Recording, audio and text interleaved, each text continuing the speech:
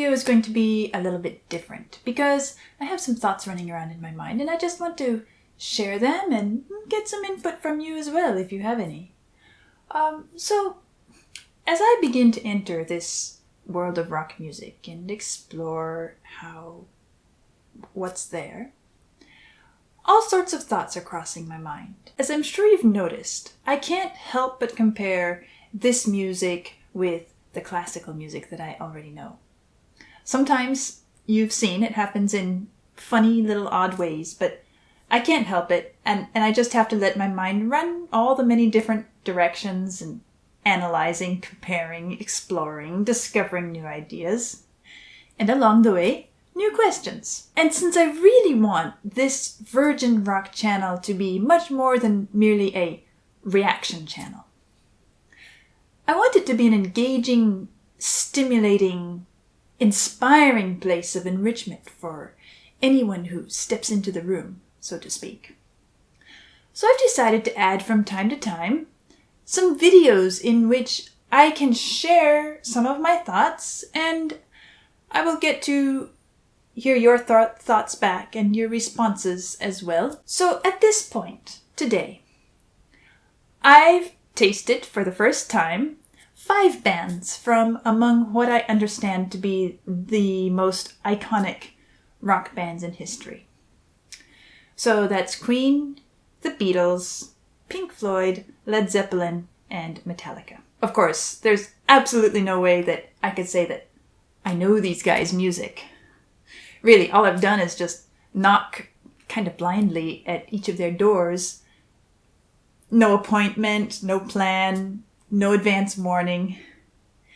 And see what I meet when the door opens. In some ways, it's a really haphazard approach, but I have been enjoying the element of complete unknowing with which I make each visit, so to speak. And I can say that what I've heard so far has made me not only appreciate and kind of foresee their value, but also I understand that they were intimately linked to the times in which they lived. And so I begin to get a little sense of the place that these musicians have in the history and development of modern music. I can begin to sense their greatness, their genius, their influence. And so one of the ideas that has crossed my mind in the past few days is this. Will we ever meet the next Bach? And maybe it's kind of a weird question, but let me try to explain what I mean. Bach is commonly regarded as the greatest composer of all time. And by Bach, I mean Johann Sebastian Bach, the one and only, the great. So many volumes of books have been written about him, his music. The subject doesn't seem to be exhausted yet. There's still so much more to study and learn, more to write about and discover. And that doesn't even talk about yet the impact his music has had on all the generations since then, which is yet another vast subject. In fact, some of you yourselves have written comments to me telling me about certain rock pieces which were inspired by and even based on some of Bach's music.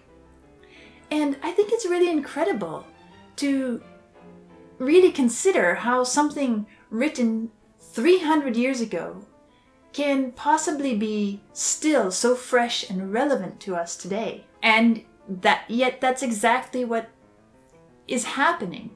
Every new generation finds fresh, new inspiration from his music, and the process continues, and I expect it will be still going on 300 more years from now. And so as I think of this question, will we ever meet the next Bach? I'm thinking that's one of the things it will take for someone to be the next Bach. His or her music will have a depth of content that remains relevant for centuries, so that whoever approaches it will find something valuable and meaningful and inspiring there. And that kind of brings me to the next little idea, which is where rock music comes in. And that is, Bach was very much a product of his time. He was thoroughly embedded in the world and culture in which he lived. It's not like he was some god looking ahead to what would come in 1890 or 1970 or 2022. Of course, he was innovative. He was so many years ahead of his time that it's taken modern music to catch up with him. And of course, he brought the music of his time, Baroque music, to its absolute pinnacle. So much so that even as music was moving away from the Baroque style, he stayed firmly entrenched within it. And that's why we can say that the Baroque era ended when Bach died in 1750. Because really by then, the rest of the world had moved on. But not to get off track. My point is that Bach belonged to his world, and his music came within that world, and because of that world. Just like Metallica and Queen and all the others did in their world. So Bach, as we know him, could only exist when and where he did.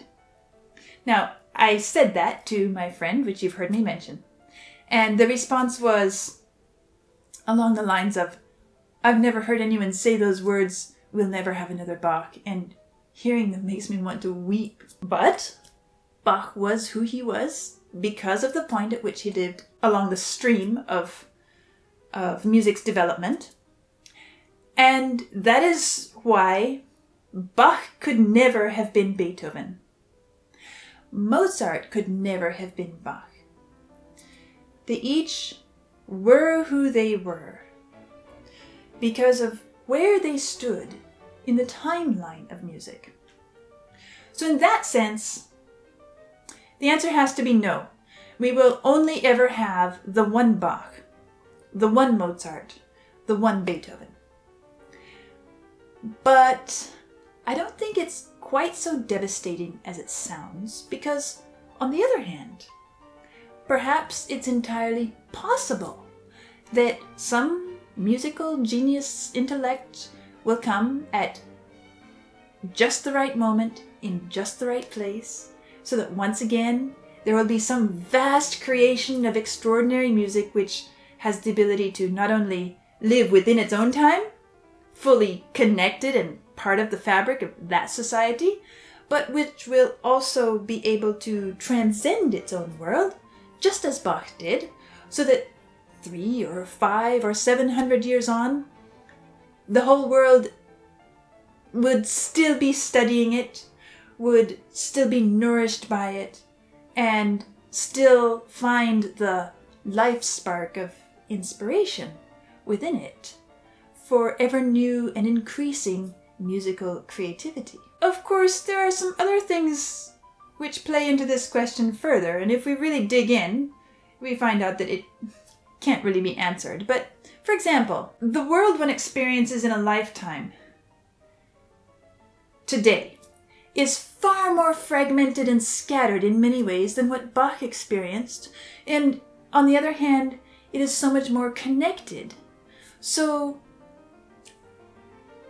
will this environment allow for somebody to develop to the point that they can produce such music? I don't know.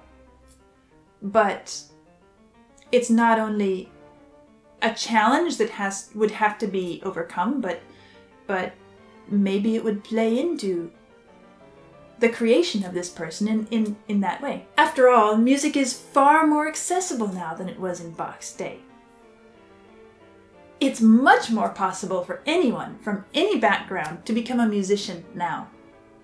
Back in Bach's time, the family into which a person was born determined a lot more strongly what education and skills one would obtain.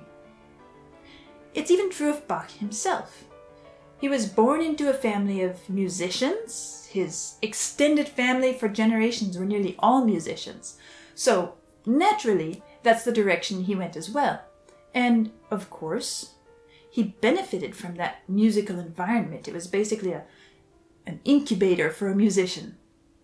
And that's part of what made Bach. But suppose his father had been a peasant or a carriage driver. It's highly unlikely that he would have become who he was and still is. As a musician and a teacher, I think this modern accessibility is a wonderful thing, and I wouldn't change it for the world.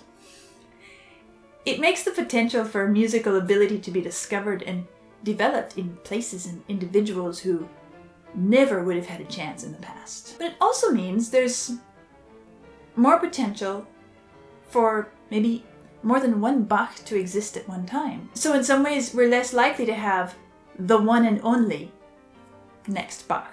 And of course, we come to the issue of copyright. Now, I don't want to be misunderstood when I talk about copyright. I appreciate and value the copyright laws we have, and I really don't want them to be removed. Especially with my experience on the creative end of things. But I'm simply thinking right now in terms of how we relate to and interact with Bach's music compared to the more modern music, which is still under copyright. One of the things that allows us to do what we do with Bach is the fact that his music has no copyright. So we are free to perform it and rework it and borrow it and appropriate it and adapt it and copy it and so on in any way we choose. But it's a bit more complicated for newer music. And all of these rock bands still hold their copyrights, which is perfectly fair. So right now, we are limited to mostly consuming it. We can buy recordings, we can buy the sheet music, but there are certain limits to how we can use it. We can't reuse or appropriate it in the same way that we do Bach's music, or we'd get into a lot of trouble. Anybody who, like me, is trying to post things on YouTube knows how challenging it can be. So, the modern music of these bands is not yet shared and expanded and recreated in the same way as Bach's music. So we don't yet know the full extent of its influence on the cultural, creative, and artistic fabric. It's kind of an interesting thing to think about because we think of it as being such a cultural icon. But anyway, it's okay. Bach's music wasn't instantly famous in the way we think of it today. So we don't have to suddenly panic and feel like Metallica's music should be free for everyone right now. Bach's music didn't really become common use music for quite a long time, actually. Well, of course, his music was studied, admired, discussed among musicians and the educated classes, but it wasn't really until after 1829, that's nearly 80 years after he died, that people began to enjoy his music in concert halls, and it's due to a strange little fact. That is, up until this point, classical music lovers didn't really make a habit of listening to the music of composers who were already dead and gone. Back in that time, the consumption habits of music were more along the lines of popular music today, where the artist, the composer, is producing something, we listen to it and see what's new. So, as concert music, once Bach died, his music was no longer really performed. Well, that all started to change in the 1800s, and eventually the habit shifted so much the other directions that now, when people think ordinarily of classical music, they think of music written by people long dead. In fact, we classical musicians are often thought to be kind of stuffy and not open to new things. Anyway, My point is that supposing it is possible for there to be another Bach, well, let's have a bit of fun and let's imagine that one of these rock bands that I've listened to could end up having the same kind of impact on music and artistic expression as Bach did. When would we know which one is the Bach? Do any of these bands that I've listened to have something in them that will last and contribute to and build up music and inspire creativity for the next 300 years? Well, obviously, we're not the generation who will find that out, and probably not even our children. Of course, it's hard to predict that because the world changes so fast now. But still, copyrights have to run out. That takes time. And then these musical influences which these bands have to settle in and become embedded in every part of musical education and creativity and innovation and expression. Obviously that hasn't happened yet, because it's possible for someone like me to have a very deep musical education and yet not encounter this music. And so this music has to be more embedded in the general fabric of musical life around the world. And we would have to see that not only did the next Bach raise music to a level of development that was previously unknown, but also that the capacity for growth and inspiration within that music to continue to feed the world for centuries would have to be observed before we could claim something like that. But for me, it's an entertaining question to consider, even simply for the sake of reminding us that world-altering artistic genius can and will reappear. And we should keep ourselves open when confronted with new developments, because it's absolutely impossible to predict how the next Bach will sound, or even if it will be many Bachs instead of only one. So these are some of the thoughts circulating around this question of mine: will we ever meet the next Bach? I'm inclined to say no, we won't. But at least we today, unlike those who were contemporary with Bach, we are aware that the next Bach could be among us. We are even aware that one Bach exists. So these are the thoughts that I've been turning over in the last few days, and I'm really looking forward to reading what you have to say about this as well. I'll see you again soon, but not before the harp plays a little bit of Bach too.